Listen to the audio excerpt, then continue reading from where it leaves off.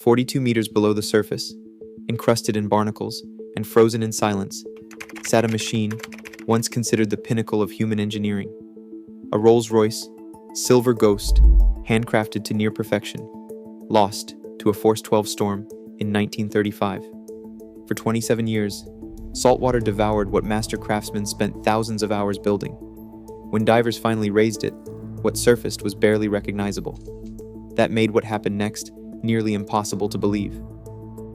Long before the ocean claimed it, the Silver Ghost was the ultimate expression of human ambition in metal and leather. Every inch of the car was shaped by hand, ashwood frames carved by veteran craftsmen, panels hammered and fitted to tolerances measured in fractions of a millimeter. Coach builders like Barker or Hooper stitched the leather interiors from hides selected for flawless grain, each seat assembled with waxed linen thread. The dashboard was polished walnut, the trim plated in real nickel or chrome, every switch and dial tested for perfect resistance. Under the bonnet, a 7-liter straight-six engine was bench-tested for 100 continuous hours on the Derby dynamometer, its near-silent operation verified by a chief fitter with a stethoscope pressed to the block.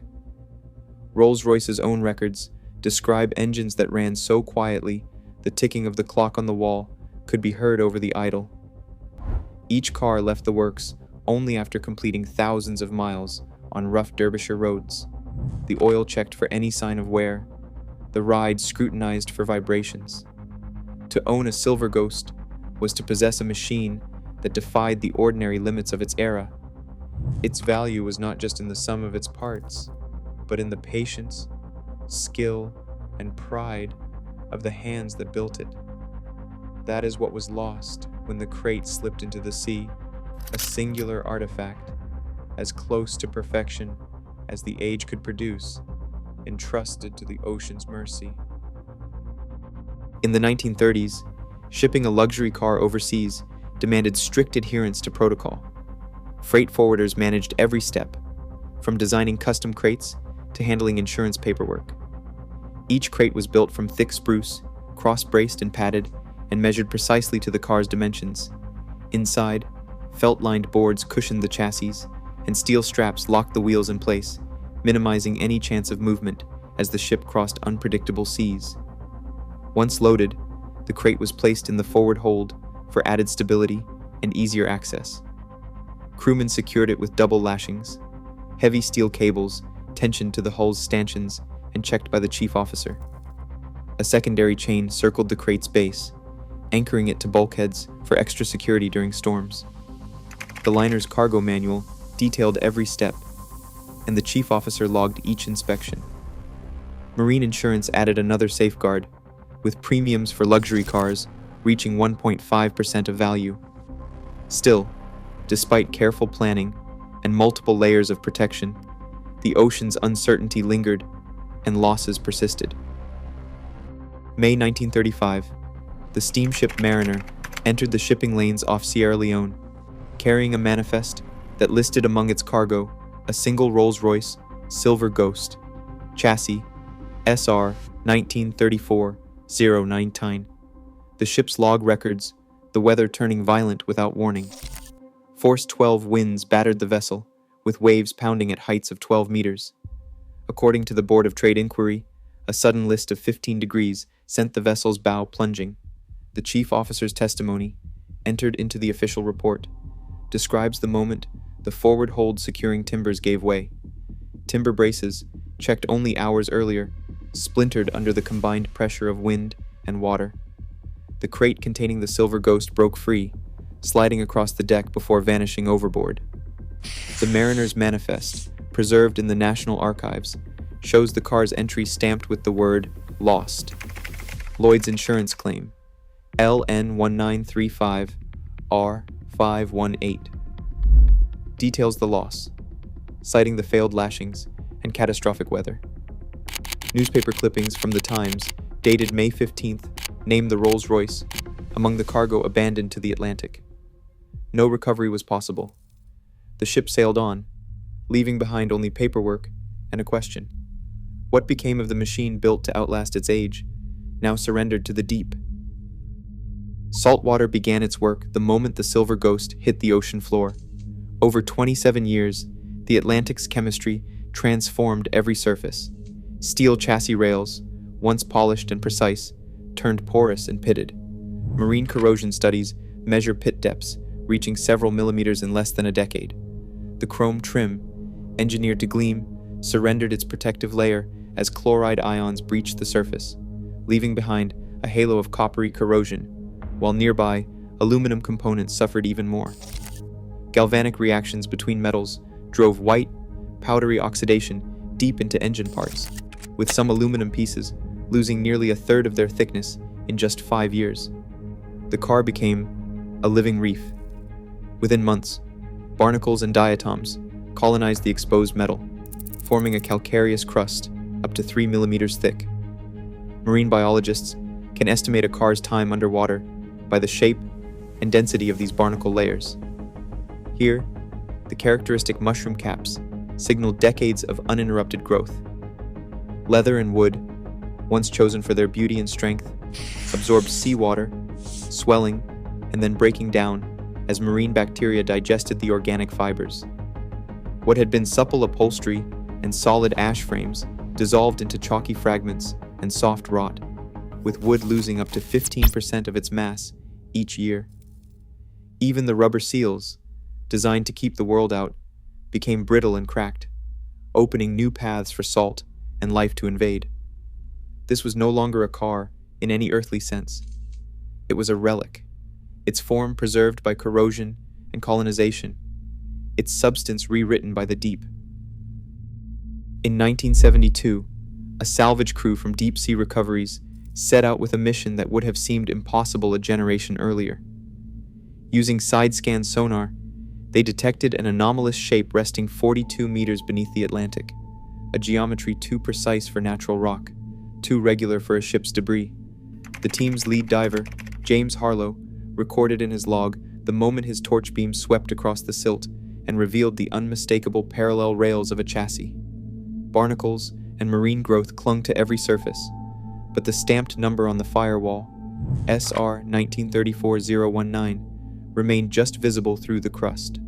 That number matched the lost Silver Ghost, confirming the find beyond doubt. The recovery required a custom-built cradle, engineered to distribute the load and prevent the corroded frame from buckling. Divers threaded heavy slings beneath the chassis, working by touch in murky water, while a crane barge idled above, its boom ready. The lift itself was conducted in 3 stages, using a combination of hydraulic winch and carefully timed airlift bags to ease the 5-ton mass from the seabed. Each movement was deliberate. Too much tension risked tearing the weakened metal. Too little, and the wreck could slip back into the silt.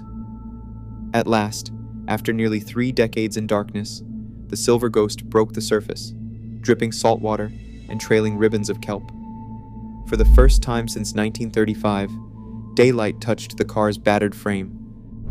The Silver Ghost's first hours back on land were spent under the harsh lights of the salvage intake bay, where the lead restorer began a systematic audit. The intake sheet told a stark story. The engine, once famed for its silent running, was seized solid, with pistons fused to the cylinder walls by decades of rust.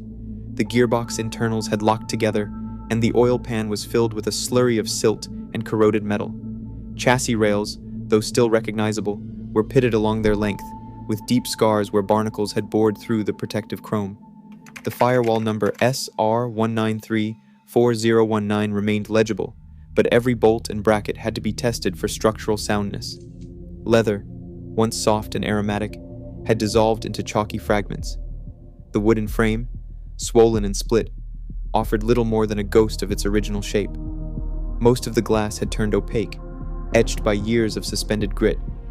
The intake inventory listed only a handful of components as potentially salvageable: the main chassis rails, the engine block casting, and a few sections of nickel trim.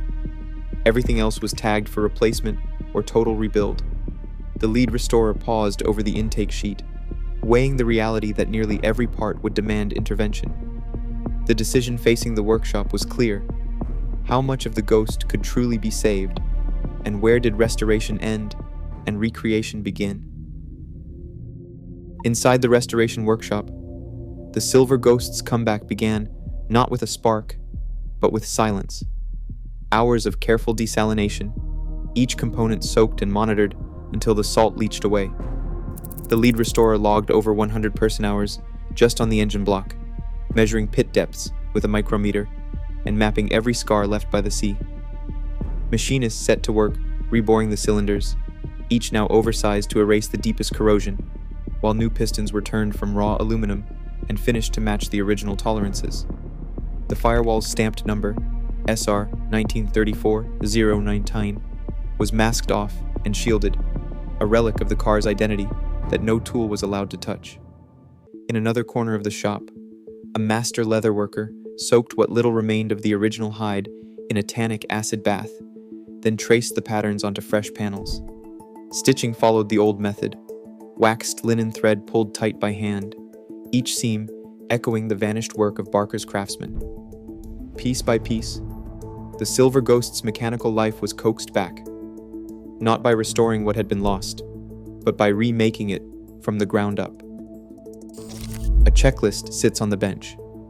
Oil pressure, fuel line, ignition timing, starter engagement. The same sequence, once followed at Derby, is now repeated in a workshop half a world and a lifetime away. The lead restorer's hands hover over the controls, nerves sharpened by months of labor and the knowledge that almost every part has been remade. A conservator stands nearby, notebook in hand, watching not just for mechanical success, but for the moment when the car's identity is tested. The debate lingers in the air. If the chassis, engine, and body have all been rebuilt, is this still the Silver Ghost that vanished beneath the waves, or something new wearing its number? The museum's policy, shaped by the ICOM code, insists that continuity of design and record preserves authenticity, even when the substance has changed. The restorer nods, turns the key, and the engine turns, once, twice, then catches. A faint, unmistakable purr fills the room. The log records a single phrase.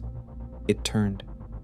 For a breathless moment, the question of identity is left behind, replaced by the simple fact of life restored against all odds. Restored or reborn, identity lingers in every line of metal and memory. As preservation blurs into recreation, the Silver Ghost demands we confront what we truly value: authenticity or survival. In a world losing its originals, sometimes resurrection is the closest we can come to permanence.